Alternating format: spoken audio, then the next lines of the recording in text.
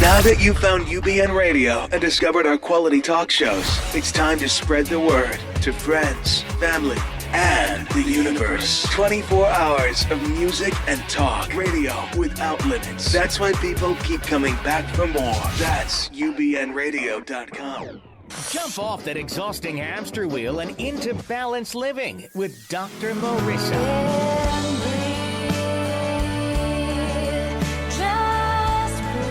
Her mission, to be a beneficial presence on the planet. Her purpose, to be your personal advocate to live, love, laugh, learn. Her life motto, don't die wondering. Take back your life with Dr. Marissa Fay on ubnradio.com. And welcome. You are tuned into Take My Advice. I'm not using it. Get Balanced with Dr. Marissa every Tuesday at naturally high noon out of the Sunset Gower Studios here in Hollywood, California with Universal Broadcasting Network, and every Thursday on my syndicated CNBC News radio channel KCAA AM 1050 Loma Linda. And that's at 7 for your drive home PST. And we are at the end of the month, which means we are at our wonderful series called Sexual Healing with Dr. Marissa that got started probably about a year ago when I knew that it was a topic that I had fun with. Valentine's month, Dr. Pat Allen, 4-time Oprah guest, 4-time Asian Oprah guest, and the therapist on Millionaire Matchmaker came on. And it was so much fun talking about the reality that many, many women aren't having the best sex or the best orgasms they could. And since that is definitely an important part of life, and my show's all about hope and happiness 88% of the time, and a great feeling of pleasure is one of the gifts of life. So that's what launched this particular series. And before I go to my guest, I want to just do a shout out to all of my fellow sailors. I was just on the water the entire weekend with Almond Sails Long Beach Race Week. Hello to Almond Sails and Long Beach Yacht Club, and thank you so much for the fun. And we ended up our last race with the second place, so I'm thrilled that we got it together that finally. But I'm the pit boss, and I've been doing that for decades, and it's one of the joys of my life. So if you've always wanted to try sailing, go and try it, because don't die wondering. That's my motto in life. Also, 21-day fast from complaining starts tomorrow. Year number 5. That's right. I started with 40 people back July 1st, 2011. We're now over 8,800 people who are trying not to complain for 21 days in a row. So if you are tired of complaining, if you're tired of listening to people complain, invite them to the fast. It's a nice hint, kind of like putting mouthwash on their desk or deodorant, so they can know that you want to stop complaining, and they're going to help you. So sign up at forbalance.org, and then if you make it 21 days, you get a free pack of my motivational cards, 52 card pick-me-ups, Stacking the Deck for Life Balance with Dr. Marissa.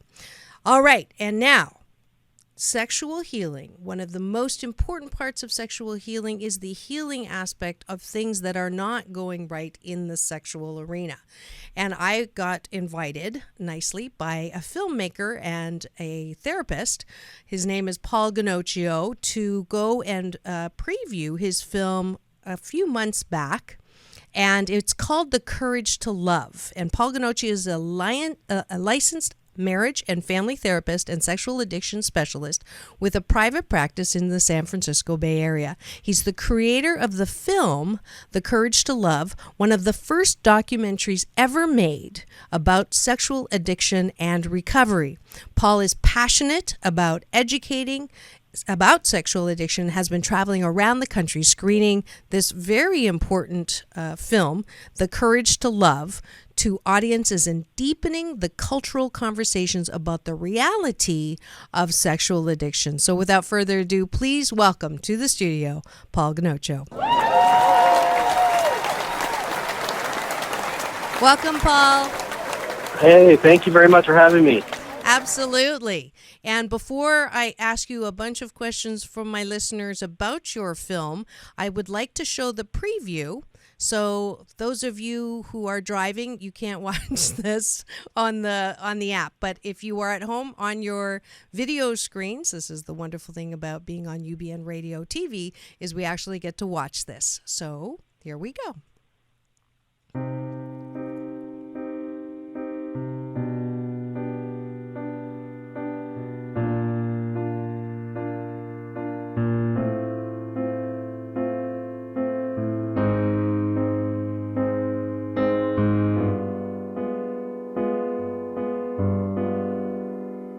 With the sex addiction, it's like, I'm sad to say that I know what it's like to be sexual with somebody 6 times a day, with 6 different people, 15 minutes apart, like clockwork, and for years.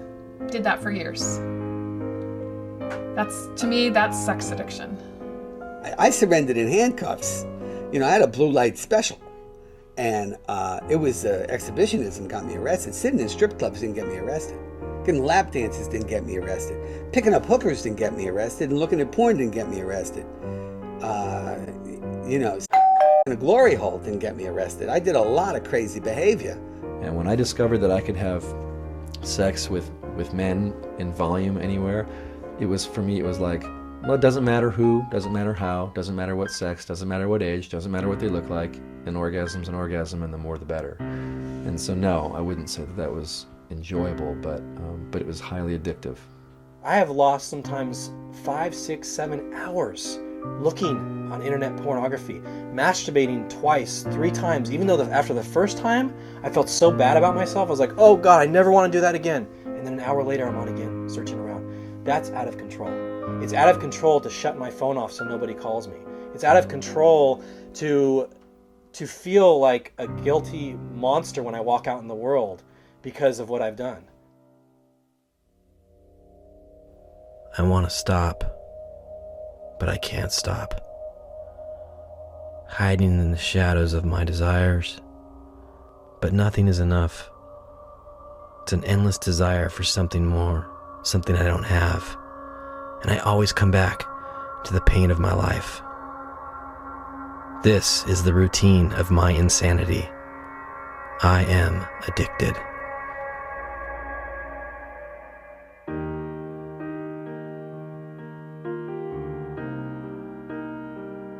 It's not just sickos and perverts and weirdos. It's you and it's me. I used to feel so alone. I used to feel so alone in this world, and it's kind of a mixed blessing, but having this addiction has brought me to all these people who are like me. So to me, honesty is the key to this. You have to be transparent. You have to be authentic. And the only way you can be transparent and authentic is if you're known. I think what everybody wants is you want to be loved. You want to love. You want the real thing.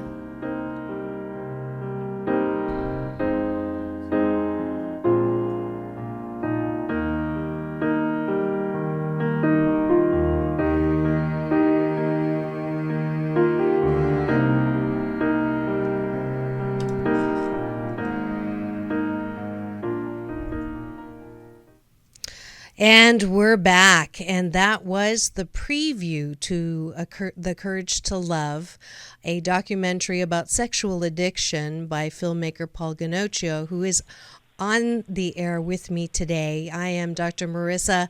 This is Take My Advice. I'm not using it, Get Balanced with Dr. Marissa, our sexual healing series every last week of the month. And that was a pretty sobering clip of a documentary that usually we've been doing some lighter topics on sexual healing, but I thought this was an important one because it really emphasizes what the show is about, and that is about balance. So on one hand, I do think that, women don't talk about how to have more pleasure, how to have more orgasms, and on the other hand, anything taken to the other extreme which is the sexual addiction that we're looking at today, is also damaging your hope and happiness and is not good for you. And it sounds like, since you are one of the main stories in there, that you've felt this firsthand. This isn't a documentary about other people. This is about you and your life.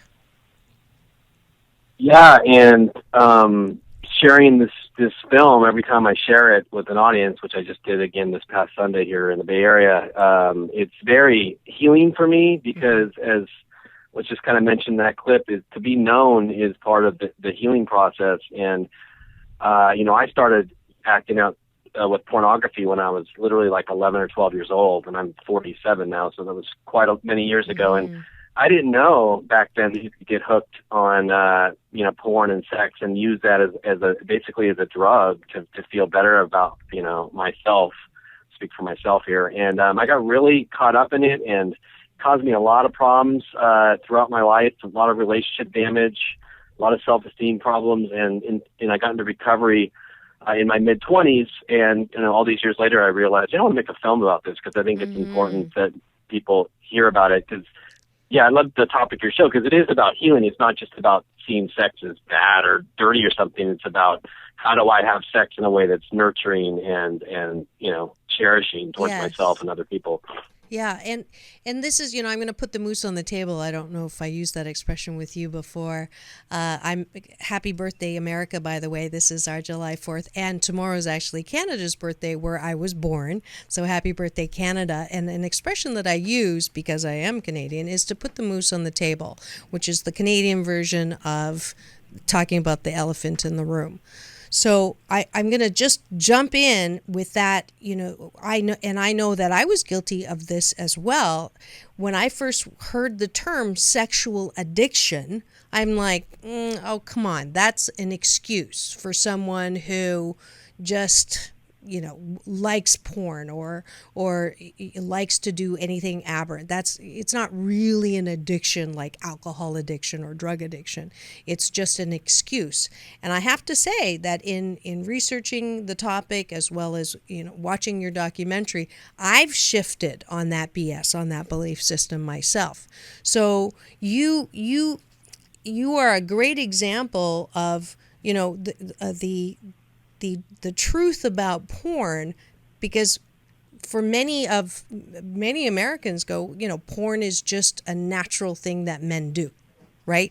I mean, I've heard that so many times. So it may be, but like, how prevalent is this thing called sexual addiction? And I know there's multifaceted, even in your characters, on the way that plays out. But let's say porn addiction. Yeah. How prevalent is that? Yeah, well, I mean, the Patrick Carnes, who's kind of the leader of the field, he's done a lot of surveys and studies, and the estimate is at least 18 million Americans struggle with porn/sexual addiction. I think the number's personally a lot higher. I mean, I've seen, I've worked with this addiction professionally for about 7 years now, and I've treated, hundreds of men, couples. And, I think I said this to you at the screening. I won't say porn is bad. I can't speak for that. It was bad for me, but I'm not going to generalize and say it's bad for everyone. But it's your relationship to porn that can be the issue. And so, for instance, and I have this a lot, or at least recently, clients who come who've been caught at work, and they're in high-profile jobs, looking at porn at work, and getting terminated because this is company time, and so then when I track their history about their porn use, it's, again, gets riskier and riskier, more secretive, more destructive. And so the consequences is, again, why I see this as an addiction. It's like the power of it and then the consequences that can come from it. And if you're losing your job as a vice president of a company because you're spending hours at work looking at porn, for other reasons, by the way, there's reasons people do this, that's a significant dysfunctional relationship that you have with pornography. Right. So would it be fair to define porn addiction as you do it to the extent where it has severe consequences if you're caught, but you do it anyways because you can't stop? That's what it sounds like to me. Yeah, that's kind of a textbook definition. I mean, denial is a tricky thing because oftentimes you kind of rationalize yourself that it's not a problem, you know, and so it often takes, I call it kind of a slap from the universe to really sober you up a bit and say, whoa, you know, I haven't had sex with my wife in 5 years. She had no idea that 5 days a week, you know, I was at night looking at porn on my computer. When she found out and she caught me, boy, the trauma in that for her, because she thought there was something wrong with her. Absolutely. Right? And absolutely. yeah. I hear that a lot when I do my coaching, Yeah. and I have wives who say, if they, you know, I must not be attractive enough or he wouldn't need that. But then that BS, that standard, well, no, that's just a normal thing that men do, and don't take it personally. But it sounds like for 18 million men, it's not a normal thing. It is something that has become an issue, a problem. And in your particular case, too, you mentioned that some of that has come from your past and your abuse. Talk to me about that. Yeah, I say more and more that I always try to hone in on the pain of, for instance, a client who comes to see me. I mean, I look at my own recovery process as a bit of a map, you know, and I had to go and look really deeply at the pain that I experienced as a young boy, because there was a reason that you know, this is a long time ago again, but way before the internet, but I was smuggling in Playboy magazines into my bedroom at 11, 12 years old, and getting lost in that world of images and collecting them. And I mean, it was like really this, you know, this hunting basically. And all that was kind of a quest for me that distracted me from the fear I felt in my childhood. My dad was a very, very angry person. He was actually repressing his own sexuality, which I found out when I was 16. He came out and he got caught cheating on my mom with men. And so a lot of his anger was because of his repression of his own sexuality. So he was physically abusive, emotionally abusive. I was, you know, really scared of him growing up. And so, boy, Playboy became this just pleasure world for me, you know. And then when I had a cousin when I was about 13, I think, who had hardcore porn magazines, like, and I started to, you know, I actually remember even stealing one out of his house so I could have that. And it really became this more of obsession for me. And not knowing at the time that I was doing it to escape from, you know, the fear and the pain I was feeling in my life. So a lot of my healing was about going into that fear and pain and as, healing you know, from as an that. adult. Yeah. Yeah. Now, if you're listening, if someone's listening right now and they're wondering, it's like, okay, well, I did that. I smuggled Playboys, or I did this, or I, you know, masturbate to porn several times a week. Do I have a problem? Do I have a sexual addiction? Is there like a checklist or a way that someone will know definitively if they have a porn addiction or not? So I know it sounds like a silly question, but just for anyone who's identifying and then wondering, do I have a problem? Right, I think it's a great question. I mean, there's a website called sexaddicthelp.com, and they actually have self-tests that you can take on there. It's called the SAST, Sex Addiction Screening Test, and it's a simpler test than the one I use as a therapist, but it's for just a general person who wants to take a test and say, hey, maybe I'm addicted to pornography, and you'll get your results. And then again, I would suggest if you test high and you want to work on this, go to a therapist who specializes in sexual addiction. Yeah. And there's 12-step programs, Sex Addicts Anonymous, Sex and Love Addicts Anonymous. Go to some meetings, and again, you'll probably hear your story or not. You know, not everyone who looks at porn again is a sex addict, right? Right. I like the way that you defined it. It's not the porn, it's your relationship to the porn. So if your relationship to the porn is robbing you of joy 88% of your life, of the time in your life, then it's probably a problem. I mean, if you're losing more than you're gaining by the satisfaction or the pleasure, wouldn't that for me, that's a good sign. Yeah. Absolutely. If it's supposed to be pleasurable, but you're suffering more than you're having pleasure, then it's probably a good sign. Yeah. So and I'm going. I'm sorry. That's okay. Go ahead. You're the expert. I would say that's the seductive thing about it, because, you know, they've done more and more studies on the brain, and, you know, porn fires all kinds of, you know, pleasure circuitry in the brain. It's really similar to cocaine use, and so it's it's extremely powerful. And so again, the more you start to look at it, the more your brain likes it, and then the more and more you need, it builds tolerance just like any drug, and you need more and more dopamine. And so again, you go from looking at porn for 5 minutes to looking at it for 2 hours, and not always, but then you start to look at more different things too, because you need a little bit more of a high. And so, I've never been into bondage before, but boy, that really fired something different in my brain. I like that. And again, and one of the detriments to it is it can lead, doesn't always, but it can lead you to escalate and do more things, which for me, it led me honestly, ultimately to do prostitution, because after a while, the porn wasn't just enough. I wanted to be with a real person and explore this stuff with, right? So that's the drug addictive side, that habituation where you need more and more to get that. So you're chasing the high, which can lead you to more and more aberrant behavior, like the woman on the film and the other guy. I may have to go in and do a little video edit of that preview. I forgot about the glory thing, but for my FCC channel on Thursdays. But so how did you find people willing to do the documentary?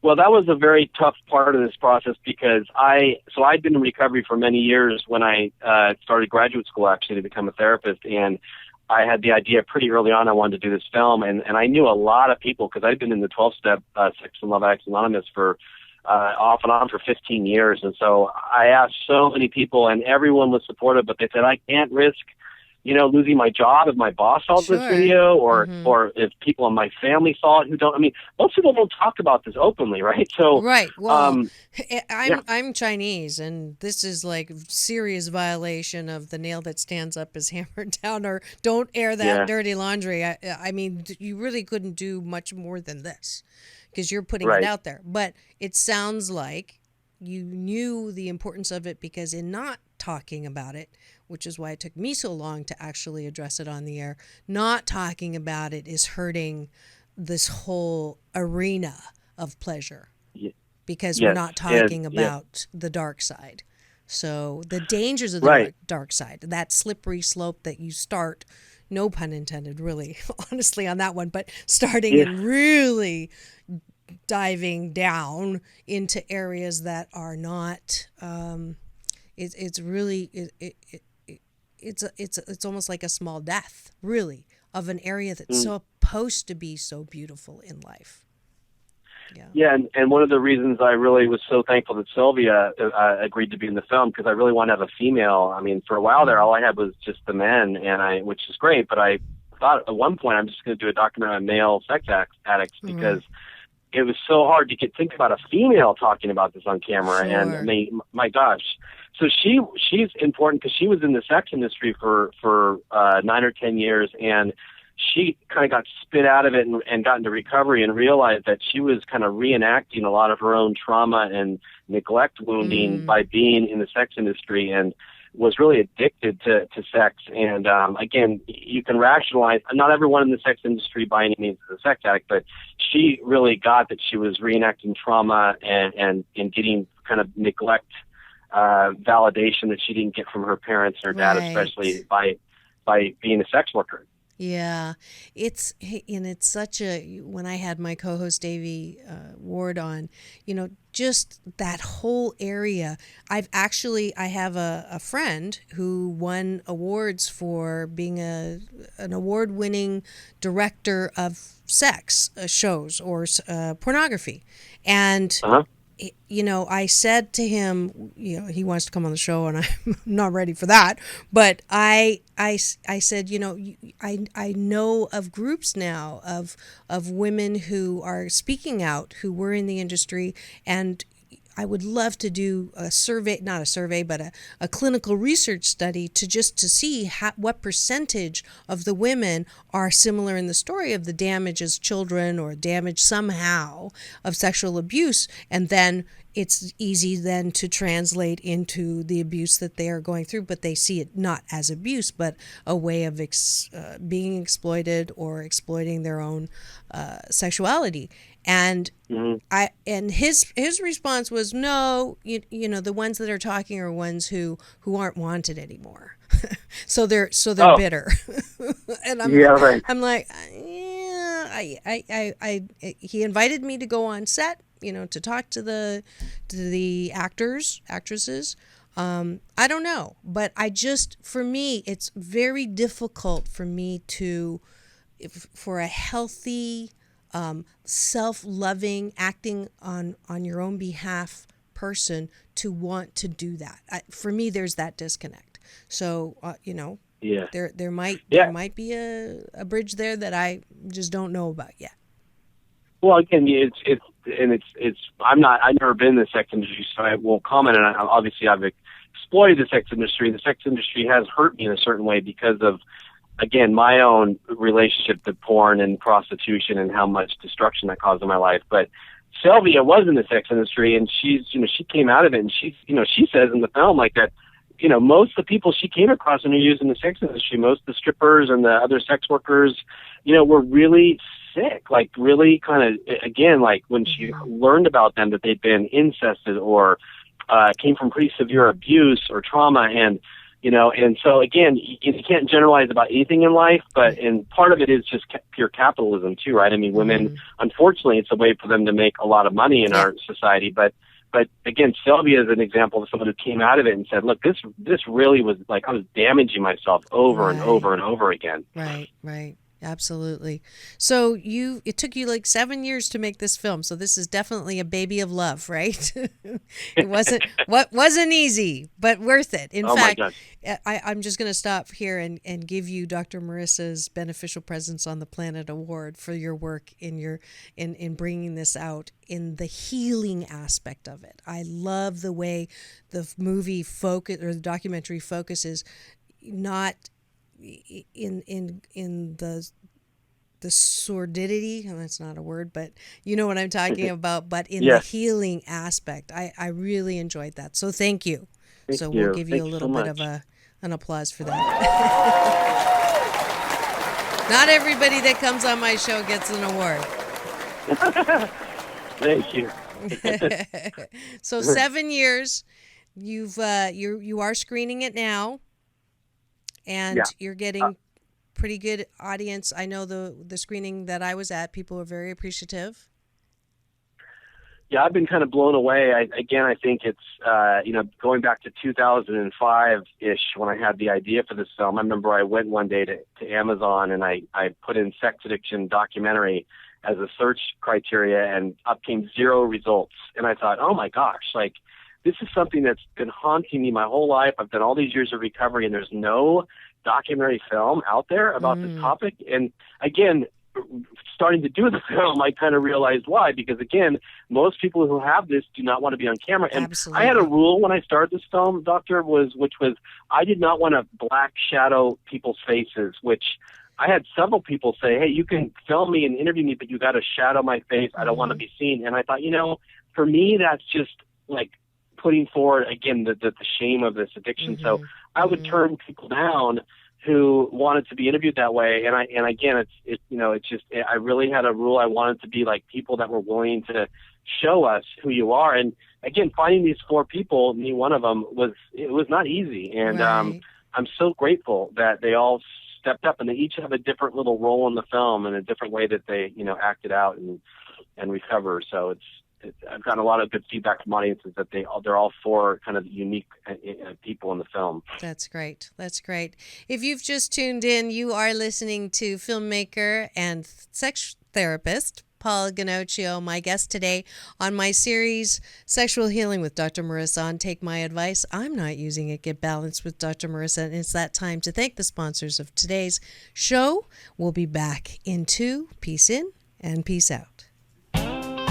Celebrate summer and find a perfect bathing suit to show off your beauty. Yvette's Bikinis on Main Street in Seal Beach will flatter your body with bikinis, takekinis, cover-ups, sundresses, and other accessories in all shapes and sizes. Visit www.thebathingsuitqueen.com and get 25% off any purchase, because it's never too late to have fun in the sun. Celebrate life on the beach and learn to surf with the M&M Surfing School. Whether it's on your bucket list or not, it's time to learn how to ride the waves. M&M provides you with everything you need. Safety first, affordable rates, equipment from ages 5 to 105, and expert instruction for all levels. Call 714-846-7873. That's 714, the letter U, go surf. And come to Seal Beach and start your life all over again with M&M. Register now at www.surfingschool.com. And we're back. And those were my beautiful local sponsors in Seal Beach.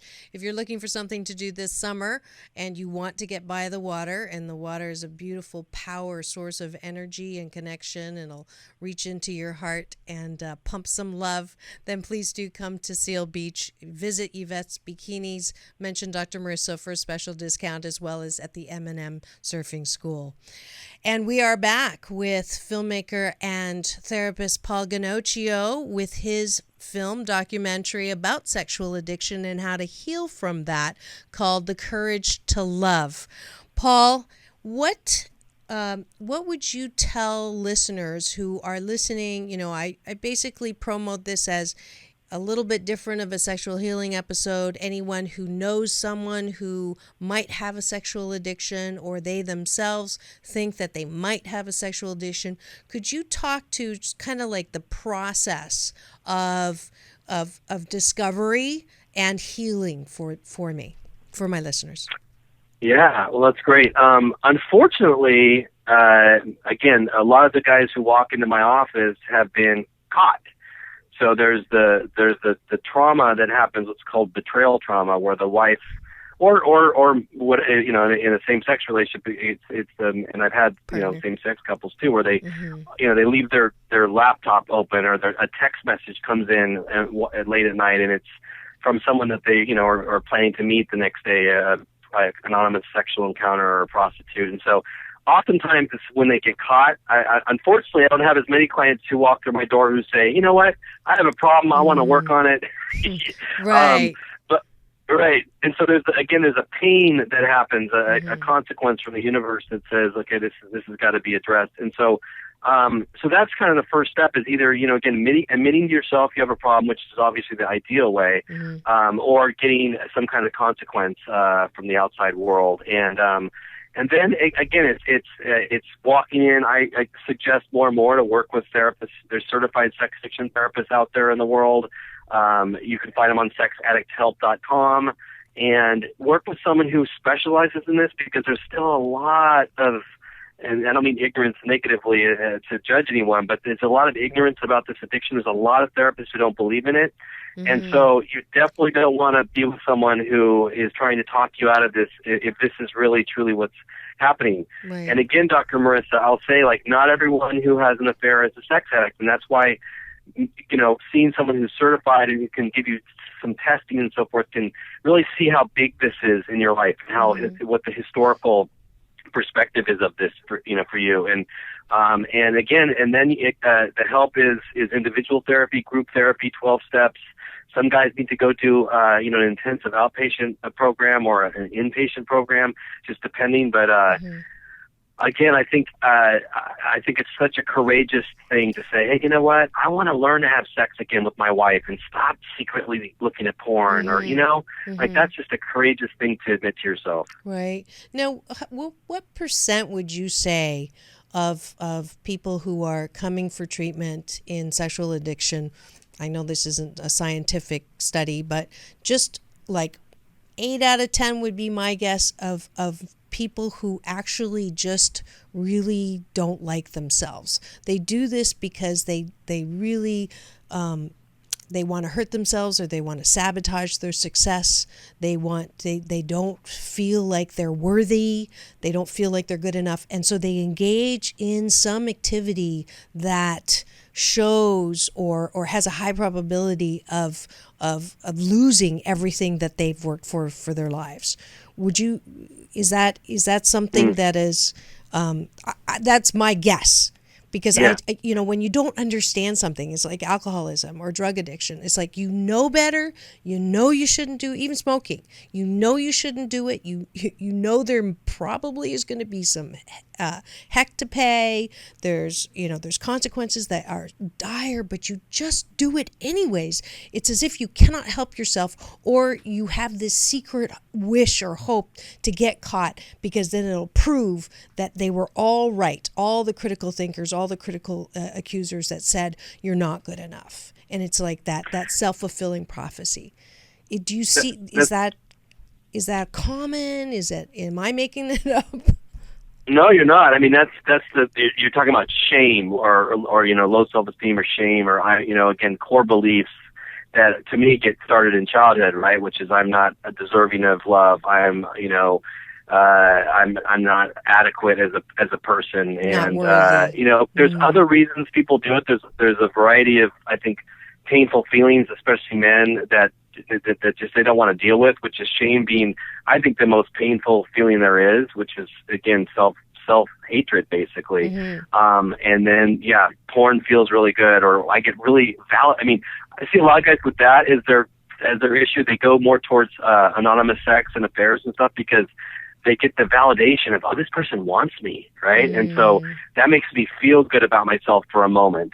And so that's how shame can drive that, and it can be the same with porn. But I usually look at shame, pain, fear, and anger as kind of the four primary feelings that men are trying or women are trying to avoid feeling. Okay, to speak more to that. That sounds really interesting. So shame, you're doing it because you want to be in shame, or you've developed shame? You're afraid of what it's going to do to you? Yeah.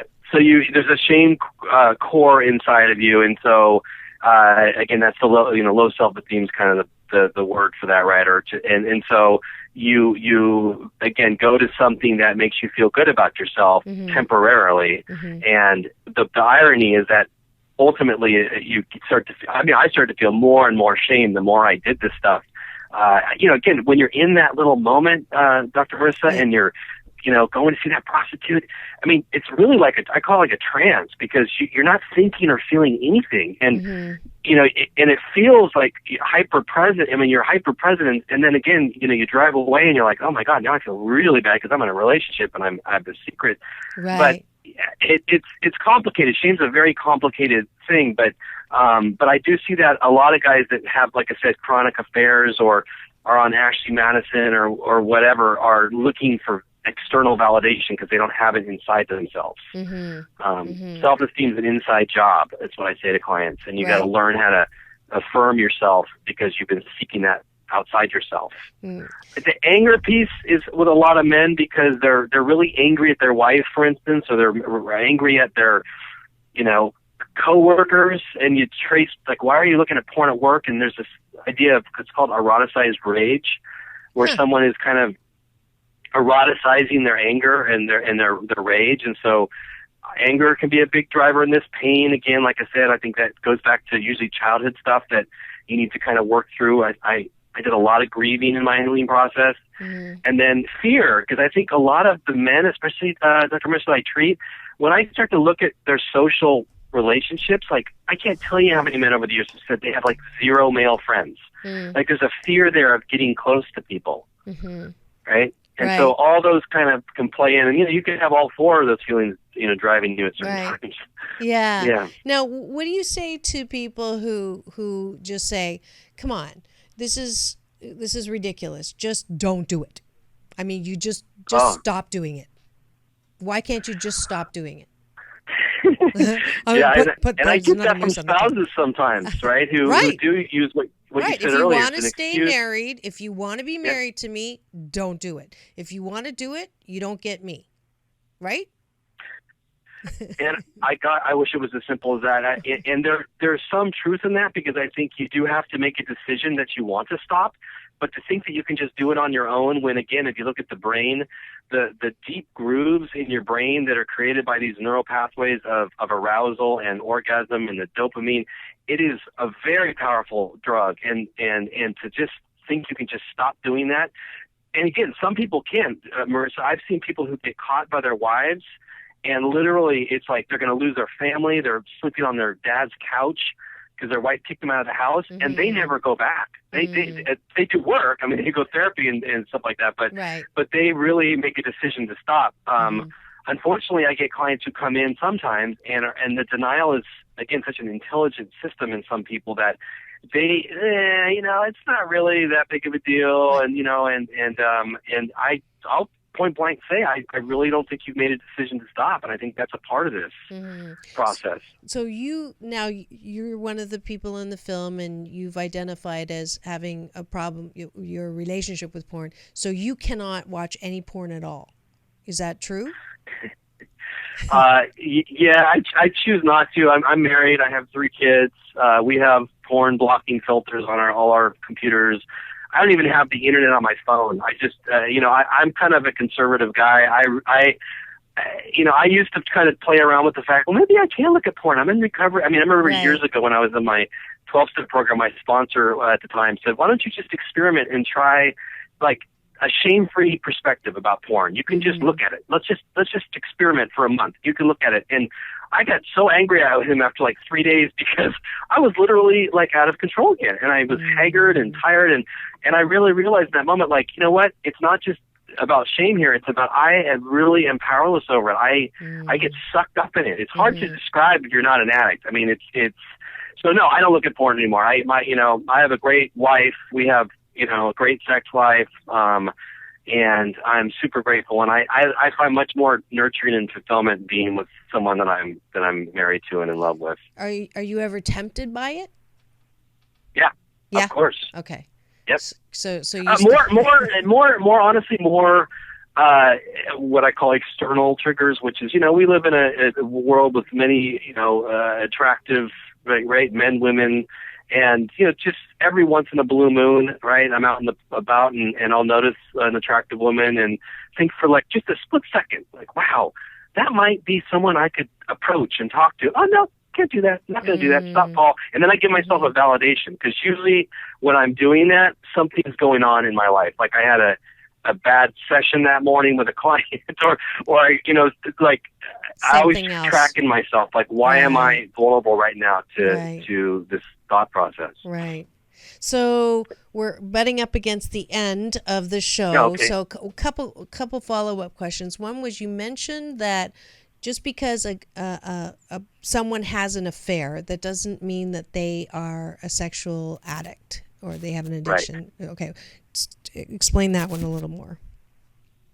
Well, sex addiction is one probability in someone who has affairs, but it could be anything from again a relationship that is just not being addressed, relationship problems, and then the guy justifies it and has an affair, and that doesn't mean you're a sex addict by any means, right? But again, I usually look at the person's history and see, and again, people are usually coming to my office are in pretty extreme denial about stuff. And so we kind of trace back, and these tests help too, because I call it like an X-ray. I do like an X-ray. Okay, yeah, this test shows that, porn is very powerful in your life. But yeah, no, not everyone who comes into my office who has an affair is a sex addict by any means. I mean, there's a lot of different reasons, that people have affairs. Some of it is, like you said earlier, self-esteem stuff. Like they don't feel good in their marriage. Their wife's really critical, and they rationalize, like, well, this woman at my work really listens to me and seems like a great person, and kind of falls in this fantasy relationship, or they leave their wife for that person. Right. And that's not a sexual addiction. That wouldn't categorize as so someone who has a great relationship with their wife, sex life's great, or their partner, sex life's great, everything's great, and they still go and they have an affair. That's probably on the checklist, right? That they might have a sexual addiction. Something's going on with that person. Either that, or they're like they have narcissistic issues and they feel entitled to that for some reason. I've heard everything under the sun while someone has an affair. The typical reason that they give is that their sex life's bad with their wife, and they justify it. And I say, well, how much do you talk about your sex life with your wife? And they're like, oh, we don't talk about it. And, well, that's okay. Well, that's a starting place. Having an affair is an extreme, way to try to solve that problem. Yeah. Right. Great. Well, anything you want to say to, well, first, any this fabulous DVD that I actually got a gift copy. Thank you very much. And Paul did give me one for the Asian Oprah giveaway. So if you would like to have one free copy of this DVD, please do go to forbalance.org and write in my guest book documentary, and you will be the first to receive a gift copy of that. And where can other people who don't win the copy get a copy of this DVD? Well, if you go to thecouragetolove.com, you can either get the DVD or it's actually available for streaming. You can rent it for $8 and watch it online. And again, those are the two ways to see right now. And I've had a lot of screenings around the country, but we're working on one for San Francisco right now. But it's I don't have a main distributor that's getting it out into the world. It's still kind of a dicey topic for a lot of people. Right.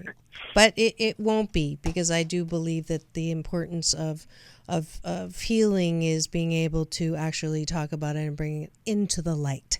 So again, thank you for doing that, Paul Ginocchio, filmmaker, The Courage to Love. Rent it if you think you have a sexual addiction, if you know someone that you think has one. Be educated and find out to go to the places that Paul mentioned, sex addiction, I think it was sexualaddiction.org. Was that the Sex Addict Help?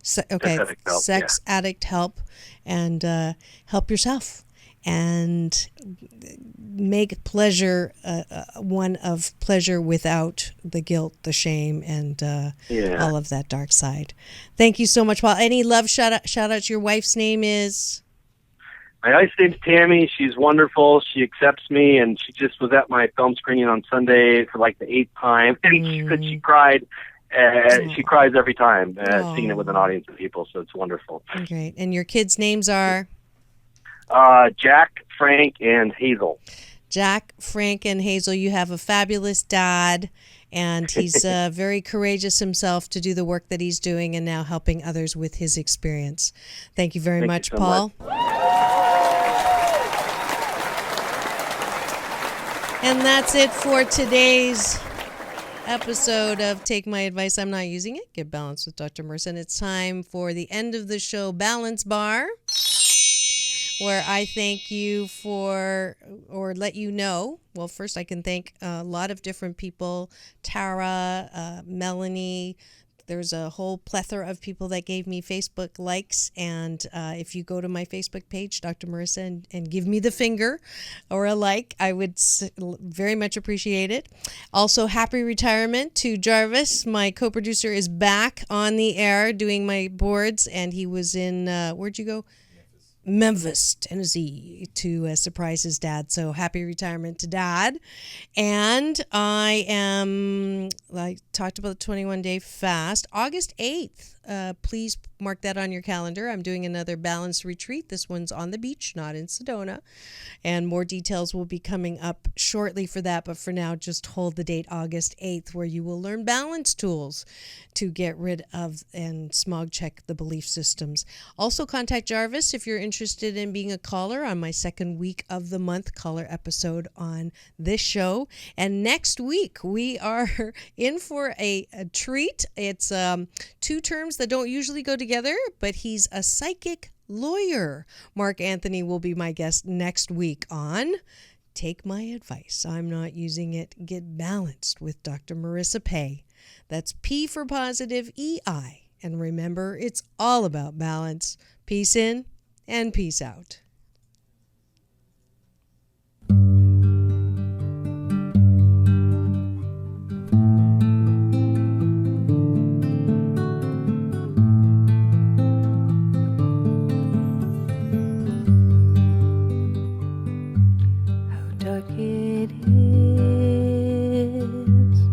Before the dawn, for I am weak and he is strong.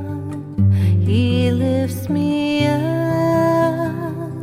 so I can see how dark